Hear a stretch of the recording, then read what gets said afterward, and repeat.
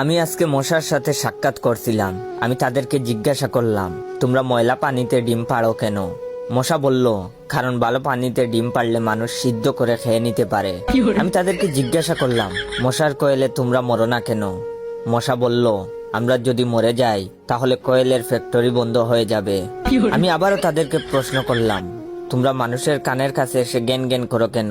মশা বলল, কারণ মানুষের পায়ের কাছে কিংবা অন্য কোথায় জ্ঞান জ্ঞান করলে মানুষ শুনতে পায় না, তাই। আমি তাদেরকে জিজ্ঞাসা করলাম, আমি শুনেছি পুরুষ মশারা নাকি রক্ত খায় না, তাহলে ওরা কি খায়? মশা বলল, পুরুষ মশারা শুধু বউয়ের বোকা খায়। আমি বললাম, মশারা কামড়ালে মানুষের ডেঙ্গু হয় কেন? মশা বলল, মশারা কি শুধু মানুষের রক্ত নিয়েই যাবে, ওদের কিছু দিবে না। মশারা এত স্বার্থপর নয়, তাই মানুষকে ডেঙ্গু উপহার দিয়ে যায়। মশার সাথে সাক্ষাৎ করার পর আমি মশার উপর রিসার্চ করলাম। মশা অনেক ধরনের হয়।